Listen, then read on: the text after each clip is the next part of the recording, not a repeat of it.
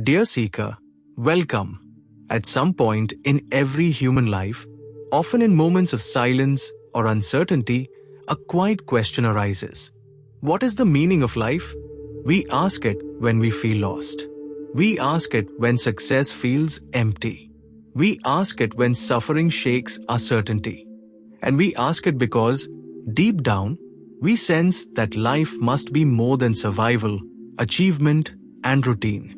Alan Watts, the philosopher who skillfully bridged Eastern wisdom and Western thought, believed that this question itself reveals something important about the human condition. In books like The Wisdom of Insecurity and the book on the Taboo against knowing who you are, Watts suggested that our search for meaning often comes from a subtle misunderstanding, the belief that life is supposed to justify itself to us, like a problem demanding an answer. But what if life isn't a problem at all? Watts invited us to consider a radical idea, that meaning is not hidden in some distant goal, spiritual attainment, or future accomplishment. Instead, meaning may already be present in the simple fact of being alive, aware, and experiencing this moment. The issue is not that life lacks meaning, but that we are often too distracted, anxious, or future-focused to notice it.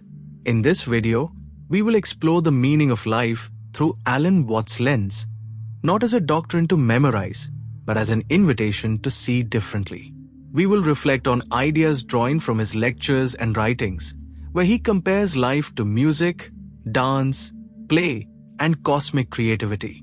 So, dear friend, I invite you to set aside expectations for just a moment. Relax the need for final answers. Allow curiosity to replace urgency. What follows is not a conclusion, but a gentle shift in perspective, one that may help you realize that the meaning you've been seeking has been quietly unfolding with every breath you take.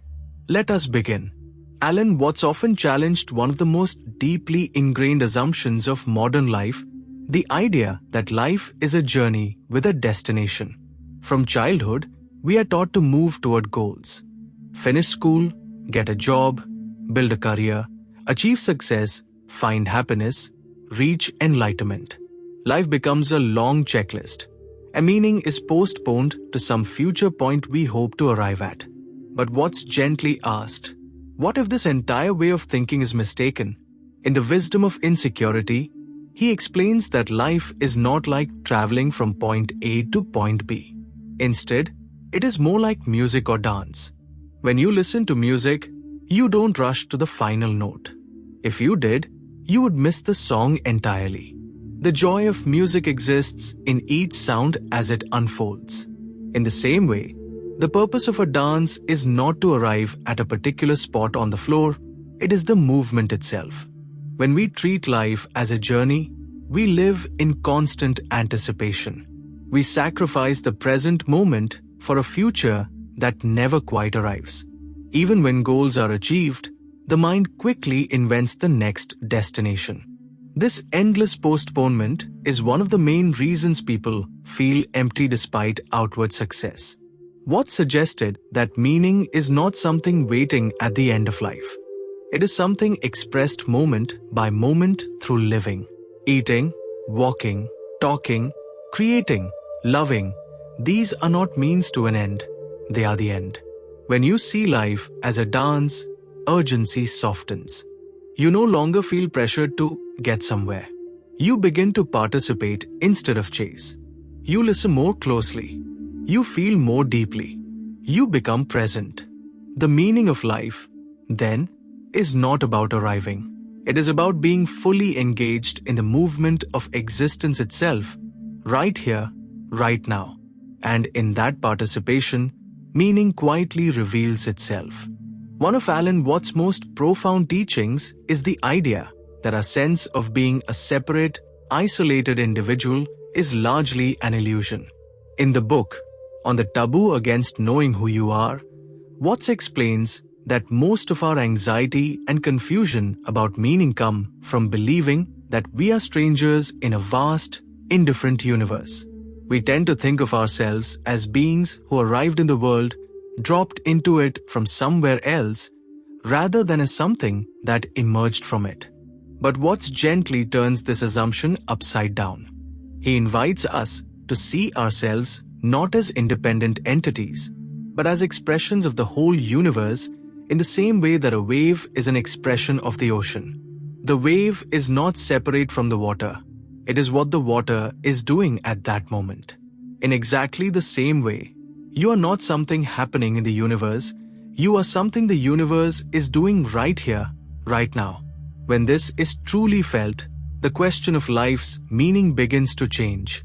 Life no longer feels like a lonely struggle to justify your existence. Your being here doesn't require a reason, because you are already part of the natural unfolding of reality. Watts emphasized that an apple tree apples, and the universe peoples. Just as you don't ask what an apple tree is for, you don't need to ask what you are for in order to belong. This perspective dissolves a great deal of existential anxiety. If you are not separate from the world, then you are not fundamentally alone. Your thoughts, experiences, and awareness are part of the same process that creates stars, oceans, and living creatures. From this view, the meaning of life is not something external you must earn. It is the simple, astonishing fact that the universe is aware of itself through you. Alan Watts often pointed out a paradox that lies at the heart of our search for meaning. The more desperately we try to find meaning, the more distant it seems to become. This is because the search itself is based on an assumption that life is meaningless until we give it a purpose. In Does It Matter? Watts challenges this assumption directly. He explains that meaning is not something added to life from the outside, like a label or explanation. Meaning is something experienced, not possessed. When we insist that life must justify itself, we turn existence into a problem that needs solving rather than an experience that invites participation. This attitude creates tension. We ask, what is all this for? As though the universe owes us an answer. But Watts suggested that this question is similar to asking, what is music for? Or what is a dance for? These activities are not means to an end. Their value lies in the doing itself. When we are constantly searching for meaning, we live slightly removed from the present moment. The mind stands back, evaluates, judges, and compares instead of directly engaging with life. This distance creates a feeling of emptiness, which then reinforces the urge to search even harder. Watts encouraged us to notice how nature exists without asking for explanations. A flower does not bloom in order to be meaningful. A bird does not sing to justify its existence. Their presence is enough. In the same way, when you stop demanding that life explain itself, a quiet shift occurs. The tension eases. Curiosity replaces anxiety. Experience becomes richer. Paradoxically, meaning appears when you stop chasing it. It emerges naturally when you are fully involved in living, feeling, listening, creating, loving. The search for meaning, Watts suggested, is like trying to see your own eyes or bite your own teeth. When you relax the effort, you discover that nothing was missing in the first place. Alan Watts repeatedly emphasized a truth that sounds simple, yet transforms everything when truly understood. The present moment is the only place where life actually exists. In the Way of Zen, Watts explains that most human beings live almost entirely in abstraction. We mentally replay the past or rehearse the future, while the present moment, the only reality we ever have, passes unnoticed. We imagine that life is something that happens later, once conditions are perfect, once we are more successful, more secure, or more certain. But Watts gently pointed out the absurdity of this habit. The future, he reminded us, is always imagined. The past exists only as memory. Neither can be experienced directly. And yet we sacrifice the living present to both. This is why so many people feel that life lacks meaning. Not because it truly does, but because they are rarely fully present for it. What's compared this to listening to music while constantly thinking about how much time is left in the song? If your attention is fixed on the ending, you miss the beauty of the sound unfolding right now. In the same way, when your awareness is consumed by what's next, you miss the richness of what is happening. The meaning of life, in what's view, is not hidden somewhere else. It is found in direct experience, in hearing, seeing, touching, breathing, and being aware. The miracle is not that something special will happen later, but that anything is happening at all. When you return your attention to the present, even ordinary moments regain depth. Washing dishes, walking down a street, sitting quietly, these become complete experiences rather than obstacles to something else. To be present is not to escape reality. It is to finally enter it.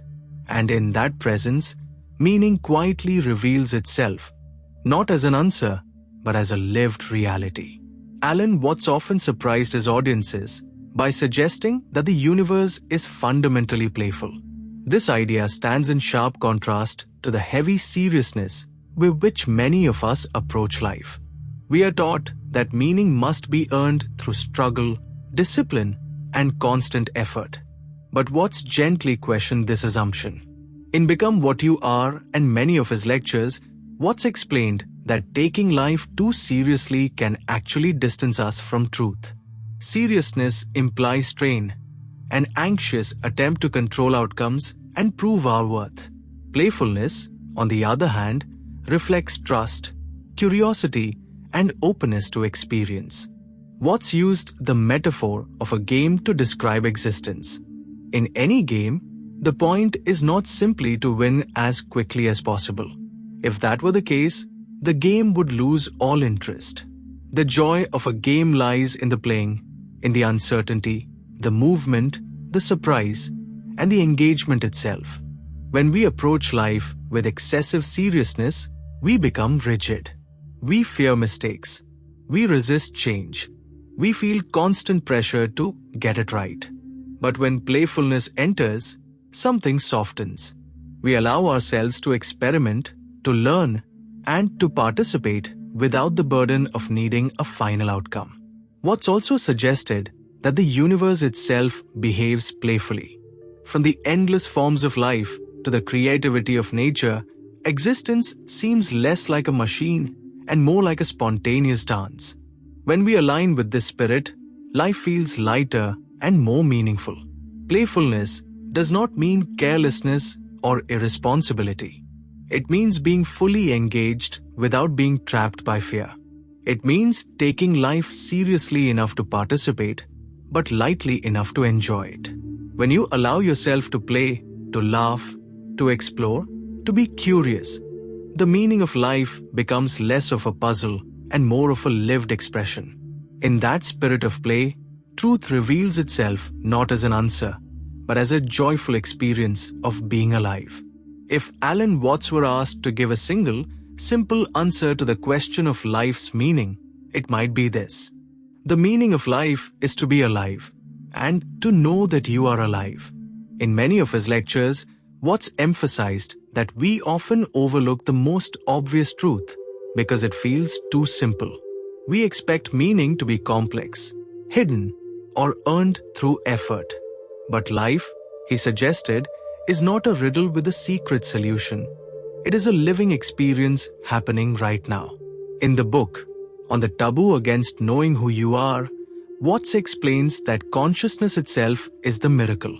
The fact that the universe is aware of itself through you, through your thoughts, sensations, emotions, and perceptions is extraordinary. No further justification is required. We tend to think that life must have a purpose beyond itself, much like a tool is designed for a specific function. But Watts gently dismantled this idea. He asked, does music exist to reach the final note? Or does dancing exist to arrive at a particular place on the floor? Of course not. The point is the experience itself. In the same way, life does not exist in order to reach some ultimate conclusion. Birth, growth, love, loss, curiosity, confusion, joy. These are not steps toward meaning, they are expressions of it. When you stop demanding that life be about something else, you begin to feel a deep sense of permission to simply be, to experience without constantly evaluating, to exist without proving your worth. This realization brings relief. You no longer feel rushed to figure everything out. You no longer fear that you're missing something essential. You discover that being alive, aware, and present is already enough. In Watt's words, life is not a task, it is a gift. And the meaning of that gift is found in opening it fully, moment by moment. Dear seeker, as we come to the end of this reflection, I invite you to pause for a moment and simply notice that you are here, breathing, listening, aware. According to Alan Watts, this simple awareness may be the most profound answer you will ever receive. So much of our lives is spent searching for meaning, certainty, direction, or some final explanation that will make everything make sense. But Watts gently reminded us that the search itself can become a distraction. We look so intently for answers that we overlook the living reality right in front of us. The birds do not question their purpose. The clouds do not worry about meaning. The stars do not ask if they are enough. And yet, all of them belong perfectly. So do you doubt the meaning of life, as Watts suggested, is not something hidden behind layers of philosophy or waiting at the end of achievement. It is not a secret reserved for the enlightened or the successful. It is available in every ordinary moment, in listening, in feeling, in noticing, in being. When you stop asking life to explain itself, life begins to feel meaningful again. Not because it provides answers, but because you are finally present enough to experience it directly. In that presence, the question quietly dissolves. If this reflection resonated with you, you are warmly invited to stay connected through reflection, curiosity, and continued exploration of wisdom. Share these ideas if they speak to you, and return whenever you feel the urge to understand life more deeply. Until then, remember this gentle insight. You are not here to find the meaning of life. You are here to live it. Stay curious, stay present, and allow the mystery of being alive to unfold one moment at a time.